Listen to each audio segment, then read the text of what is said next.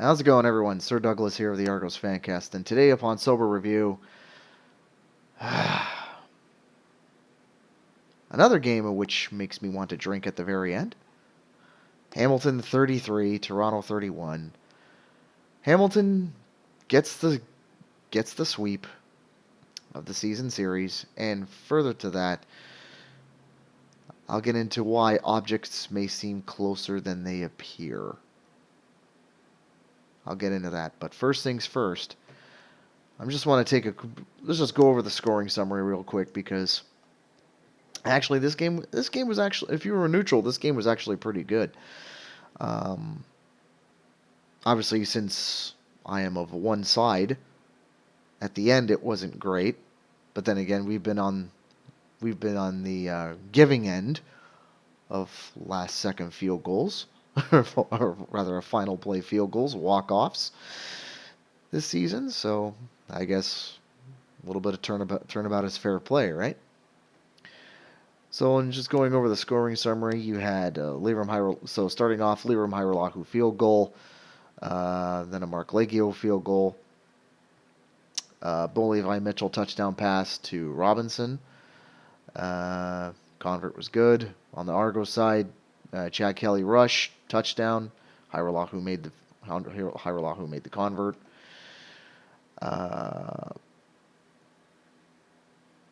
Punt single for Hamilton. Then Chad Kelly finds Mackay Polk for a touchdown.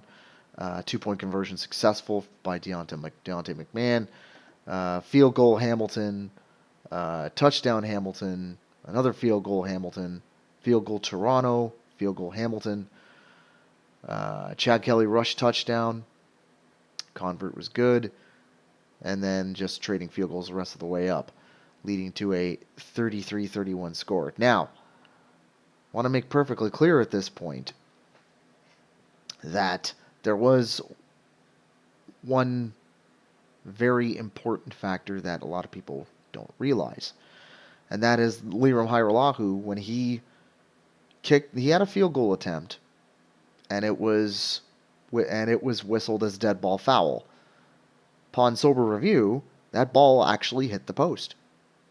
It actually hit the post. Referee said, nope, dead ball foul. So basically, you don't get any points for it either way, which sucks because that would have been the difference maker leading down into the final stretch.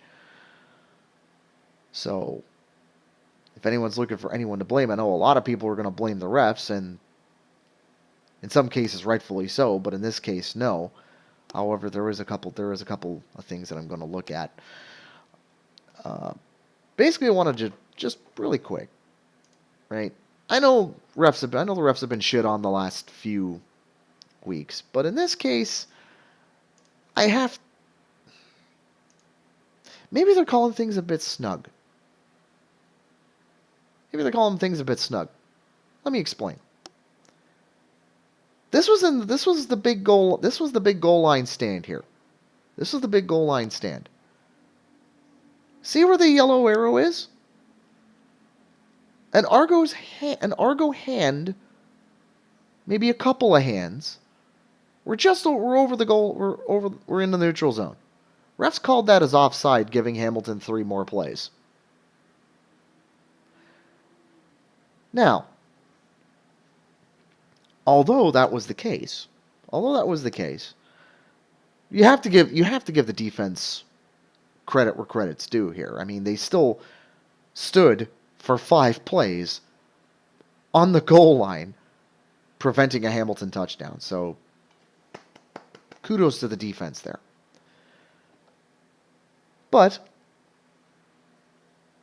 I don't know, but at some other point,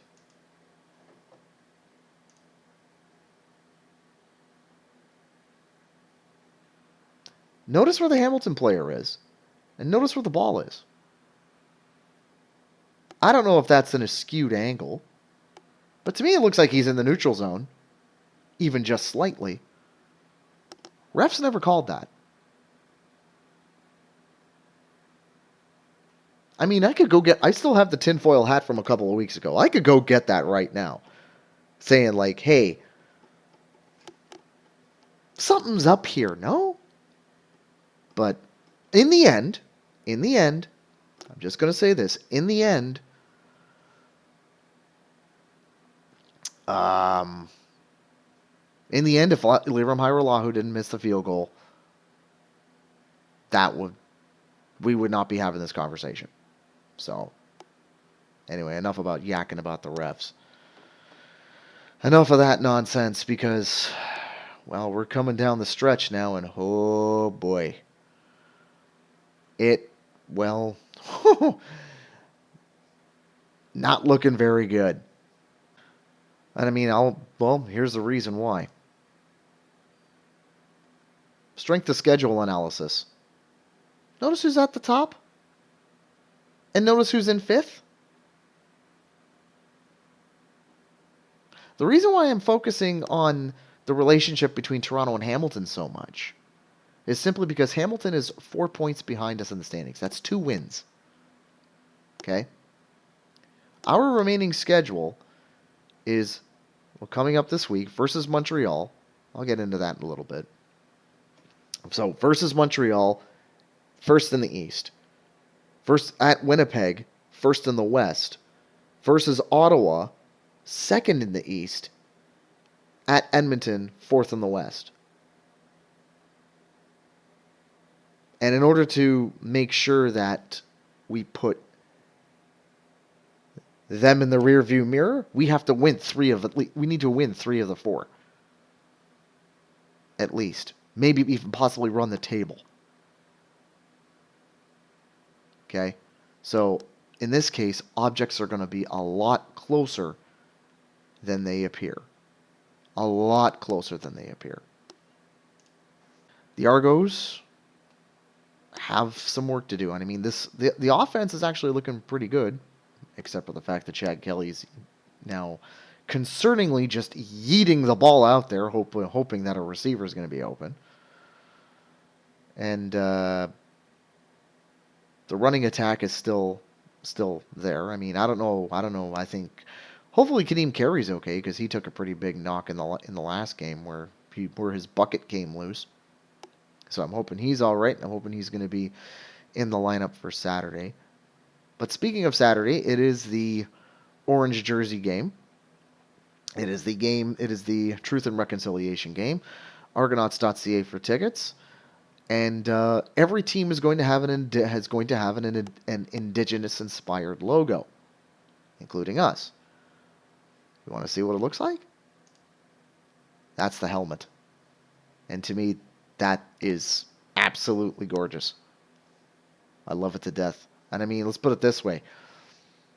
Real Sports put hoodies out with the logo on it.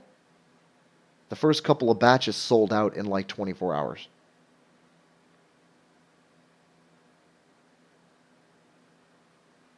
The first batch is sold out in 24 hours of all sizes. I believe they're restocked now. But my goodness. It's beautiful. I love it. I mean, I would definitely get something with that on there. I would definitely get like a t-shirt or something with that logo on it because it just looks, or even a hat because it just looks absolutely amazing. I can't wait to see what they look like out on the field because this is going to be this game coming up. It's the final evening game of the season. Saturday night, 7 o'clock. Like I said, Argonauts.ca for tickets. And the Argos, if they stick to the game plan, I think that they could. I think they could beat Montreal. I think it's entirely possible. They did it before with Cameron Dukes under center. I don't see how they can't do it with Jack Kelly under center. This is going to be This is going to be a game where it's going to be where I have a feeling I'm going to have another heart attack again. Considering I've already had like 3 this season at BMO Field. This is just like I said. This is going to be one of those games where the defense is going to have to be on point. Where everything needs to come They need to stick to their plan, and everything needs to come right. Everything needs to go right. Because of stuff starts going sideways, it's not going to be good. And I'm just gonna say this right off the bat. The Argos need to win these next 2 games against the East Division. They only have 1 win against the East all season long. 1 win. And it was on the road, where the Argos haven't played well either. And it was against the very same Montreal Alouettes that we're going to be playing on Saturday night. So if there's any chance to start cracking off a couple wins against the East Division, now's the time to do it.